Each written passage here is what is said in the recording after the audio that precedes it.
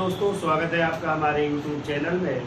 देखिए, भारतीय संविधान में आज एक नए टॉपिक की चर्चा करनी है और वो है भारत का नियंत्रक एवं महालेखा परीक्षक, जिसे कैग भी कहते हैं, यानी कंट्रोलर जनरल ऑफ इंडिया या ऑडिटर जनरल ऑफ इंडिया। तो इसका उल्लेख है अनुच्छेद 148 से 151 में। तो देखिए, कहा गया है कि भारतीय संविधान में संघ एवं राज्य क्षेत्रों के वित्तीय कार्य पर या निगरानी रखने के लिए एक किसकी नियुक्ति की जाएगी? नियंत्रक एवं महालेखा परीक्षक की नियुक्ति की जाएगी। यदि याद है, इस पद का सृजन पहली बार कब हुआ? तो 1857 में, जब भारत के गवर्नर जनरल थे लॉर्ड कैनिंग के समय जो है 3 प्रेसिडेंसियां कौन कौन सी थी? मुंबई, कलकत्ता, मद्रास प्रेसिडेंसियों के लिए महालेखा परीक्षक की नियुक्ति की गई थी। लेकिन जो ये वर्तमान ये नियंत्रक एवं महालेखा परीक्षक का पद है, ये कब अस्तित्व में आया? तो ये 26 जनवरी 1950 को अस्तित्व में आया। जब भारत का संविधान लागू हुआ तब ये अस्तित्व में आया। ठीक है। तो कैग को जो है धन का प्रहरी भी कहते हैं या संचित निधि का जो है प्रहरी भी कहा जाता है।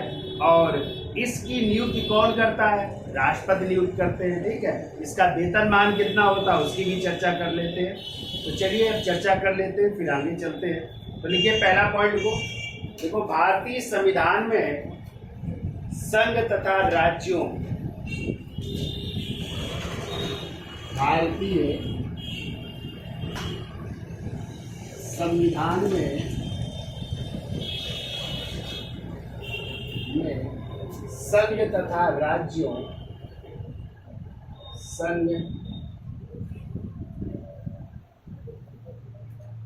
तथा राज्यों के समस्त वित्तीय कार्यप्रणाली पर, राज्यों के समस्त वित्तीय कार्यप्रणाली पर, वित्तीय कार्यप्रणाली पर नजर रखने के लिए, पर नजर रखने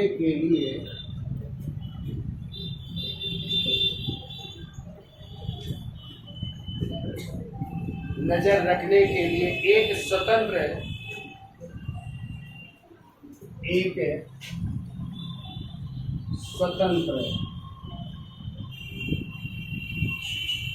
नियंत्रक एवं महालेखा परीक्षक, या कैग लिख लो, एक स्वतंत्र नियंत्रक एवं महालेखा परीक्षक नियुक्त करने का प्रावधान किया गया, या कैग नियुक्त करने का प्रावधान किया गया, नियुक्त करने का प्रावधान किया गया। पहली बार ये पद कब सृजित हुआ? तो लिखिए 1857 में, 1857 में तत्कालीन तीनों प्रेसिडेंसियों, तत्कालीन यानी उस समय की तीनों प्रेसिडेंसियों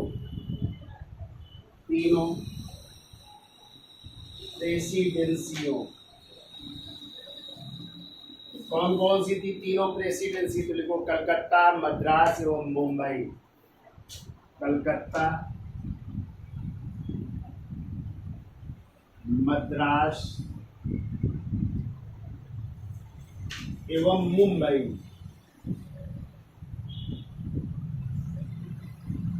कलकत्ता, मद्रास एवं मुंबई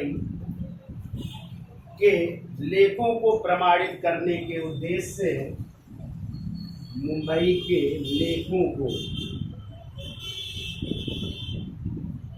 प्रमाणित करने के उद्देश्य से, प्रमाणित करने के उद्देश्य से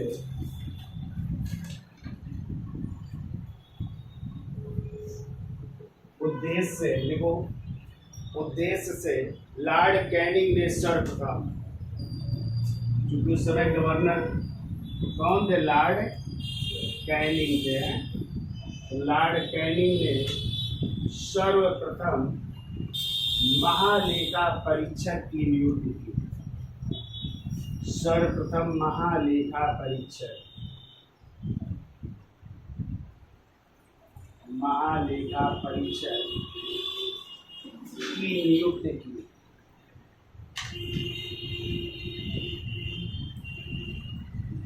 तो 1857 में 3 प्रेसिडेंसियों में महालेखा परीक्षक की नियुक्ति की जा रही है। ठीक है। फिर ये कैग का वर्तमान पद जो इस समय है, कैग या नियंत्रक एवं महालेखा परीक्षक का वर्तमान पद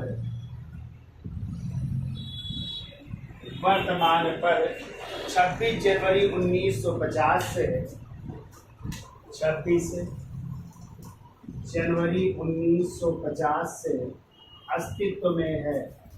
यानी जब भारत गणतंत्र बना या संविधान लागू हुआ तब से ये अस्तित्व में है। देखिए, कैग का वर्तमान पद 26 जनवरी 1950 से अस्तित्व में है। अगला पॉइंट लिखो, कैग को धन का प्रहरी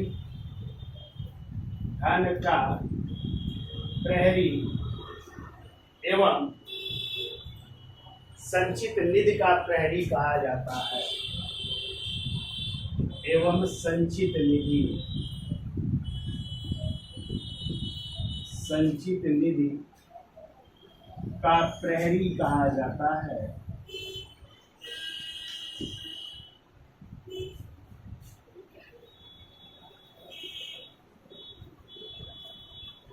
संचित निधि का प्रहरी कहा जाता है। तो धन का प्रहरी या संचित निधि का प्रहरी कहा जाता है। ठीक है। अब देखिए, अनुच्छेद 148 के तहत यदि आ जाए किस अनुच्छेद में है नियंत्रक एवं महालेखा परीक्षक, 148 कहता है, क्या कहता है, भारत का एक नियंत्रक एवं महालेखा परीक्षक होगा। भारत का एक नियंत्रक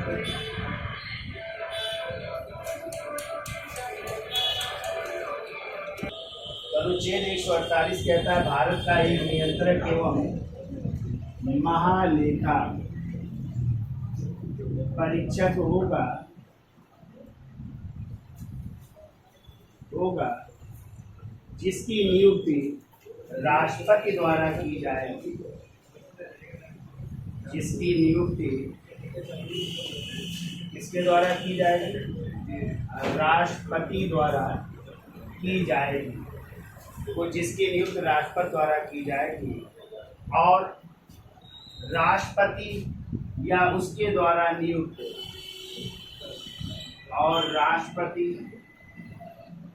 तथा उसके द्वारा नियुक्त व्यक्ति के समक्ष शपथ दिलाई जाएगी। शपथ दिलाई जाएगी या तो राष्ट्रपति और या राष्ट्रपति द्वारा नियुक्त कोई व्यक्ति द्वारा क्या दिलाई जाएगी, उसे शपथ दिलाई जाएगी। ठीक है। और यदि आ जाए शपथ का प्रारूप किस अनुसूची में है तो लिख लो, शपथ का प्रारूप अनुसूची 3 में है। ठीक है। शपथ का प्रारूप अनुसूची 3 में है। इतना याद हो जाएगा भाई। तो भारतीय संविधान में संघ एवं राज्यों के वित्तीय कार्य प्रणाली पर नजर रखने के लिए एक स्वतंत्र कैग नियुक्त करने का प्रावधान है। पहली बार 1857 में 3 प्रेसिडेंसियों में लॉर्ड कैनिंग द्वारा महालेखा परीक्षक की नियुक्ति की गई। कैग का जो वर्तमान पद है कब अस्तित्व में है? 26 जनवरी 1950। कैग को क्या कहते हैं? धन का प्रहरी एवं संचित निधि का प्रहरी कहते हैं। उल्लेख यदि आ जाए किस अनुच्छेद में, तो अनुच्छेद 148 कहता है कि भारत का एक नियंत्रक एवं महालेखा परीक्षक होगा जिसको कौन नियुक्त करेगा?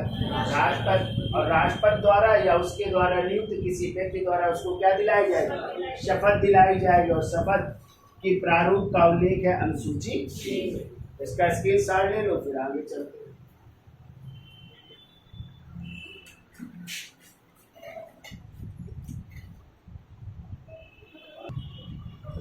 अगला पॉइंट लिखिए, देखिए कैग का वेतनमान कितना है? जो सर्वोच्च न्यायालय के न्यायाधीशों का होता है।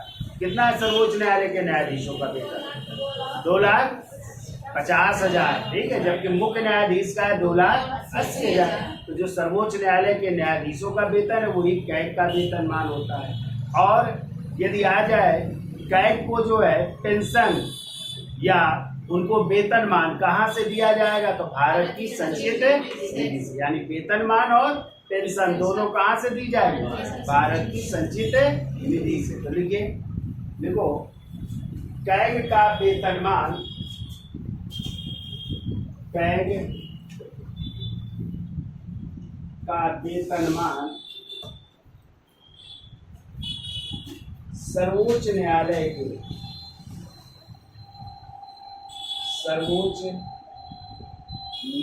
के न्यायाधीश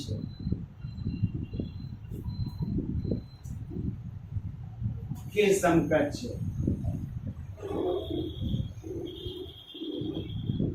कितना दिया जाएगा? 2,50,000 है।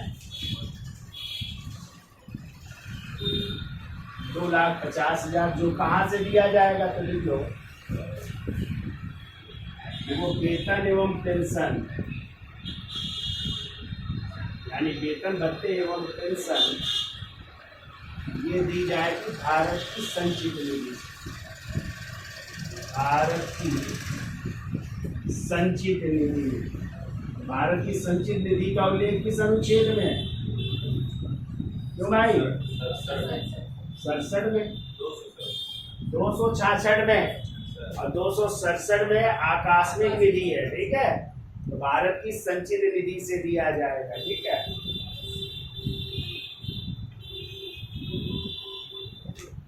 अगला पॉइंट को, अनुच्छेद 148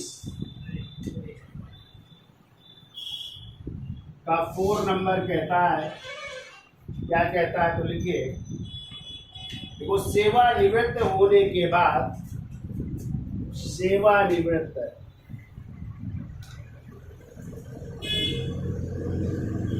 होने के बाद, सेवानिवृत्त होने के बाद या भारत सरकार या किसी राज्य सरकार के अधीन, भारत सरकार या राज्य सरकार के अधीन, राज्य सरकार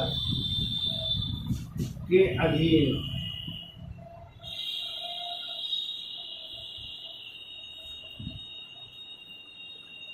कोई पद धारण नहीं कर सकता, कोई पद धारण नहीं कर सकता।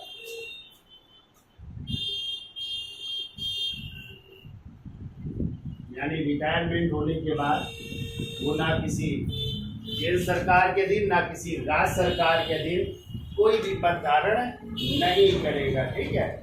अब देखो इनके जो है कार्यकाल कितना होता है, तो लिख लो कार्यकाल। तो कार्यकाल होता है इनका या तो 6 वर्ष तक,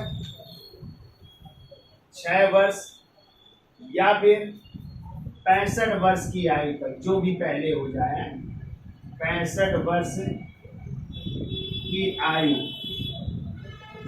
तक जो पहले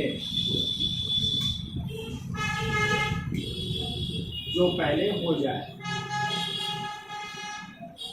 या तो 6 वर्ष हो जाए कार्यकाल या फिर आयु कितनी हो जाए, 65 वर्ष हो जाए, तब तक वो अपने पद पर बने रहेंगे, ठीक है। यदि बीच में देना चाहते हैं त्याग पर, तो देखो कार्यकाल के दौरान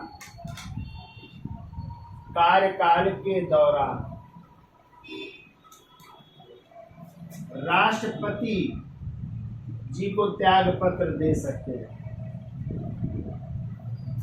राष्ट्रपति को त्याग पत्र। यदि कार्यकाल के दौरान देना है तो राष्ट्रपति को, और वैसे कार्यकाल होता है या तो 6 वर्ष या 65 वर्ष की आयु तक, ठीक है। अब यहाँ पे ध्यान रखिएगा, जैसे आप लोगों ने महान्यायवादी पढ़ा था, तो उसमें हमने आपको बताया था कि वो राष्ट्रपति के प्रसाद पर्यंत पद धारण करता है। ठीक है, यहाँ पे कैग के लिए ऐसा नहीं है। उसका कार्यकाल कितना है, या तो 6 वर्ष या फिर 65 वर्ष की आयु तक। ठीक है, ये राष्ट्रपति के पद प्रसाद पर्यंत पद धारण नहीं करते, ये भी आपको याद रखना है। ठीक है, देखिए प्रायः IAS अधिकारी इस पद पर नियुक्त किए जाते हैं। प्रायः IAS यानी भारतीय प्रशासनिक सेवा के अधिकारी ही इस पद पर नियुक्त किए जाते हैं। इस पद पर नियुक्त किए जाते हैं।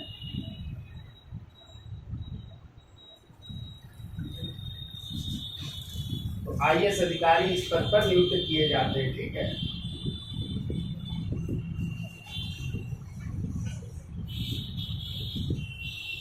देखिए अनुच्छेद 148 का फर्स्ट क्या कहता है। अनुच्छेद 148 का फर्स्ट नंबर, इसमें जो है हटाने की बात की गई है। तो देखो, कैग को सिर्फ 2 आधार पर हटाया जा सकता है।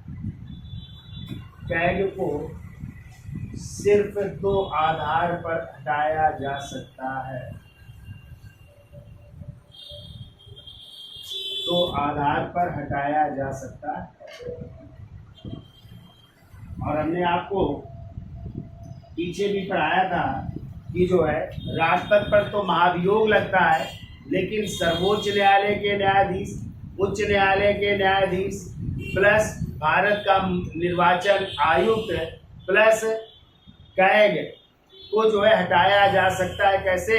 महाभियोग जैसी प्रक्रिया द्वारा, यानी संसद में इनके खिलाफ लाया जाएगा प्रस्ताव, जैसे राष्ट्रपति के खिलाफ लाया जाता है या न्यायाधीशों के खिलाफ लाया जाता है, वैसे इनके खिलाफ लाया जाएगा। तो 2 आधार कौन कौन से?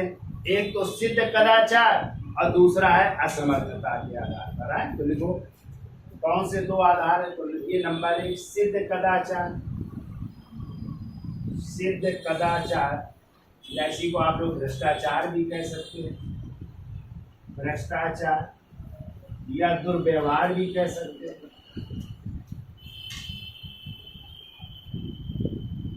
और दूसरा है असमर्थता के आधार पर, यदि वो कार्य करने में असमर्थ हो जाता है तो उस आधार पर भी हटाया जा सकता है। तो असमर्थता के आधार पर जो है इनको अपने पद से हटाया जा सकता है।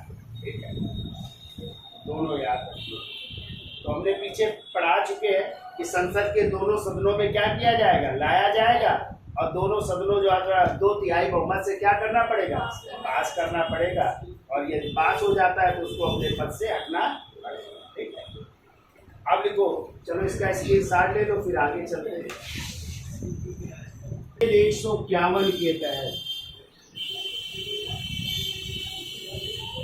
देखो, अनुच्छेद 151 के तहत कैग संघ के लेखों से संबंधित, कैग संघ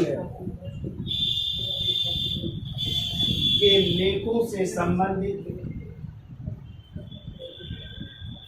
लेखों से संबंधित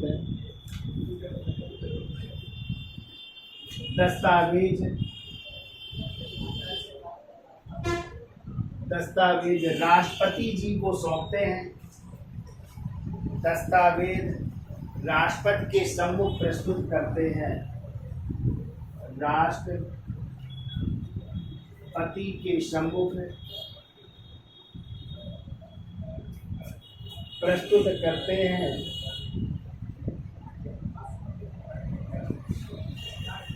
और राष्ट्रपति इसे प्रत्येक सदन के सम्मुख रखवाते हैं। और राष्ट्रपति इसे प्रत्येक सदन, इसे प्रत्येक सदन के सम्मुख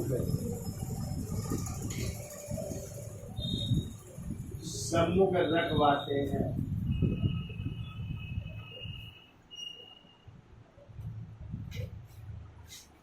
यानी पहले राष्ट्रपति को सौंपेंगे कैग और फिर राष्ट्रपति कहाँ पे रखवाएंगे? सदन में, लोकसभा और राज्यसभा में जो है रखवाते हैं। ठीक है, फिर लिख लो यही पे, राज्यों के लेखाओं संबंधी प्रतिवेदनों को, यदि राज्य की बात हो तो देखो राज्यों के लेखाओं संबंधी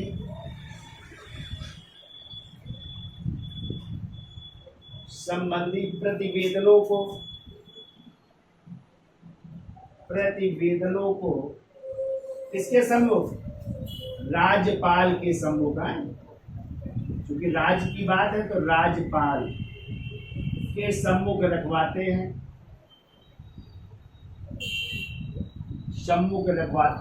और राज्यपाल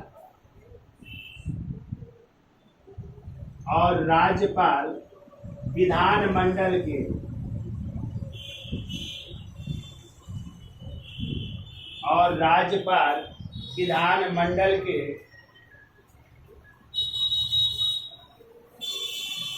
समक्ष रखवाता है।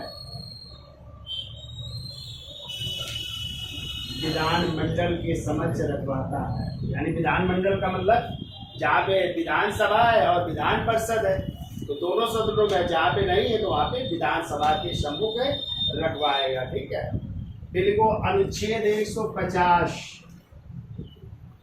अनुच्छेद 150 क्या कहता है? देखो, संघ और राज्यों की लेखाओं संबंधी प्रतिवेदनों, संघ और राज्यों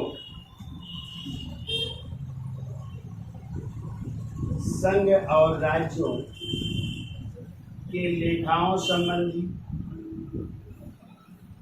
संघ एवं राज्यों के लेखाओं संबंधी प्रतिवेदनों को, लेखाओं संबंधी प्रतिवेदनों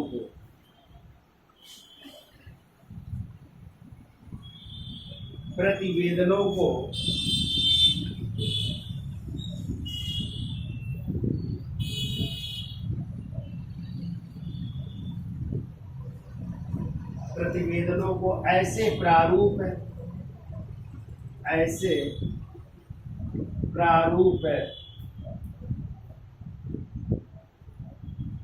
राष्ट्रपति या राज्यपाल के समक्ष प्रस्तुत किया जाता है।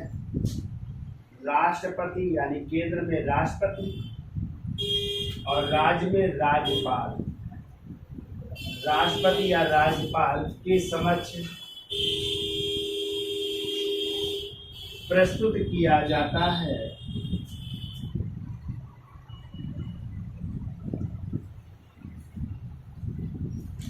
राष्ट्रपति या राज्यपाल के समक्ष प्रस्तुत किया जाता है, जो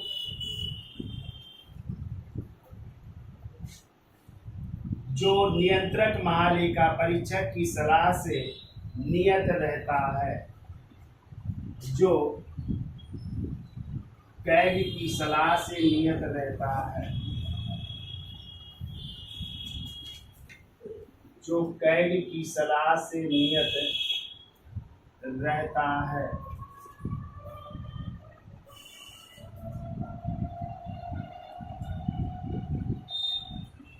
देखो, फिर कैग की रिपोर्ट केंद्र सरकार, कैग की रिपोर्ट केंद्र सरकार, तो केंद्र में केंद्र सरकार, राज्य में राज्य सरकार है। केंद्र सरकार संसद की लोक लेखा समिति, संसद की लोक लेखा समिति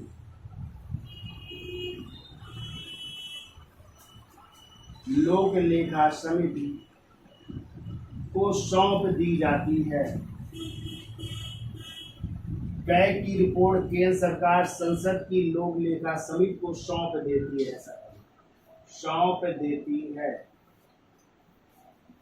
तो केंद्र में लोक लेखा समिति, और यदि राज्य की बात हो तो राज्य में भी क्या होती है, लोक लेखा समिति होती है। तो दोनों जगह लोक लेखा समिति को सौंप दी जाती है, केंद्र में भी और राज्य में राज्य की लोक लेखा समिति को सौंप दी जाएगी। ठीक है, अब देखो हेडिंग डाल लीजिए, कैग के कार्य क्या है, तो इसका स्क्रीनशॉट ले लो, फिर आगे चलते हैं।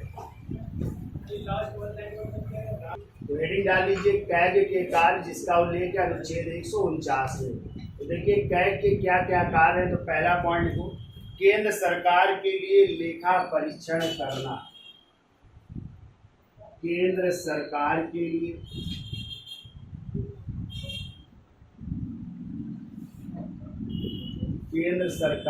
लिए लेखा परीक्षण करना।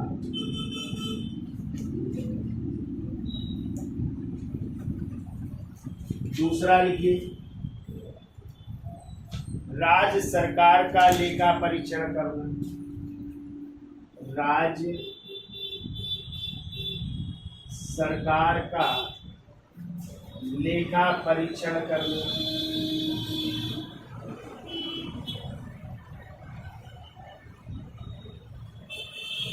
राज्य सरकार का लेखा परीक्षण करना। तीसरा लिखिए, देखो कैग को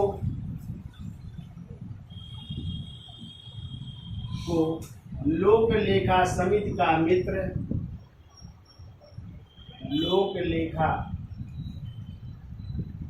समिति का मित्र भी कहते हैं, दार्शनिक भी कहते हैं और पथ प्रदर्शक भी कहते हैं ना। तो दार्शनिक व निर्देशक के रूप में कार्य करता है। मित्र, दार्शनिक व पथ प्रदर्शक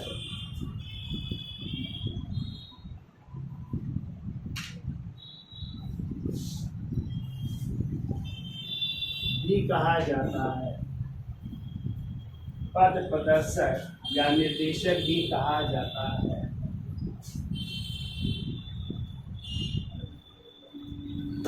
तो कैग को लोक लेखा समिति का मित्र, दार्शनिक, पथ प्रदर्शक या निर्देशक भी कहा जाता है। फिर वो कैग लोक निधि का अभिभावक भी होता है। कैग लोक निधि का अभिभावक भी होता है। तो लोक निधि का अभिभावक भी कहा जाता है। ठीक है, फिर लिखिए अगला पॉइंट, देखो 1950 से 1976 तक, 1950 से 1976 तक कैग लेखांकन एवं लेखा परीक्षण दोनों का कार्य देखता था। कैग लेखांकन एवं लेखा परीक्षण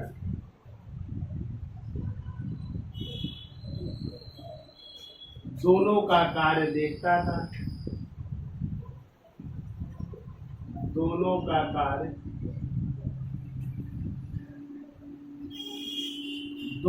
देखता था, लेखांकन करना भी और लेखा परीक्षण भी करना देखता था। फिर वो 1976 से कैग अब लेखांकन का कार्य करता है। सॉरी 1976 से, सर वो 1976 से कैग नहीं, सीजीए है, यानी महालेखाकार, सीजीए इसी कहते हैं महालेखाकार।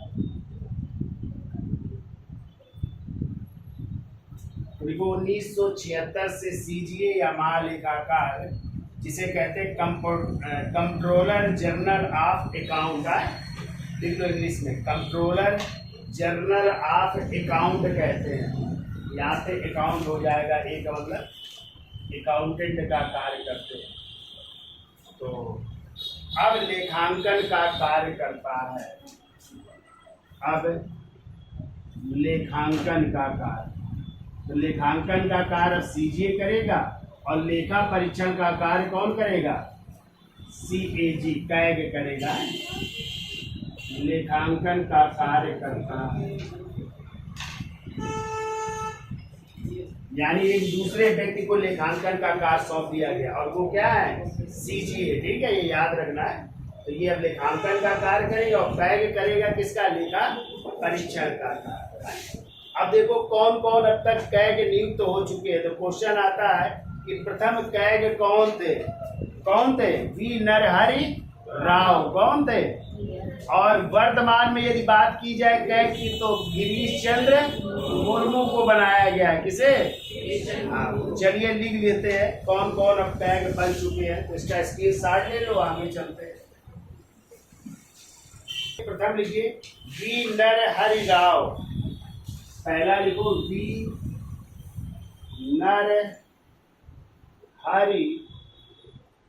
राव और इनका कार्यकाल था 1948 से 54 तक। 1948 से 1954। दूसरे कैग लिख लो, उनका नाम था अशोक कुमार चंद्रा। देखिए अशोक कुमार चंद्रा, इनका टाइम था 1954 से 1960 तक। तो ये शुरू के दो लिख लीजिए, फिर लेटेस्ट में आ जाइए। देखो 11वें नंबर के और 11वें थे विनोद राय। विनोद राय थे, 2008 में बने थे और 2013 तक रहे। फिर 12वें लिखे शशि कुमार शर्मा। 12वें लिखे शशि कुमार शर्मा और इनका टाइम है 2013 से 17 तक। 2013 से 2017 तक। 13वें नंबर पे लिखिए राजीव महर्षि। राजीव महर्षि बने 2017 से 20 तक। 2017 से 2020 तक ये रहे। और 14वें और वर्तमान में देख लो गिरीश चंद्र मुर्मू। गिरीश चंद्र मुर्मू देख लीजिएगा, चेंज तो नहीं हुए हैं। ये है 8 अगस्त 2020 से 8 अगस्त 2020 से अब तक अभी चेंज नहीं हुए हैं। तो ये आपके 14वें नंबर के हैं। कौन? गिरीश चंद्र मुर्मू है। ठीक है, तो याद हो जाएगा। तो पहला याद रखिएगा, वर्तमान में याद रखिएगा। तो पहले कौन थे? वी नरहरि राव 1948 से 54 और वर्तमान में गिरीश चंद्र मुर्मू है जो 8 अगस्त 2020 से अब। ठीक है, तो ये थे आपके भारत के नियंत्रक और महालेखा परीक्षक। ठीक है, तो आज के लिए इतना रखते हैं। धन्यवाद।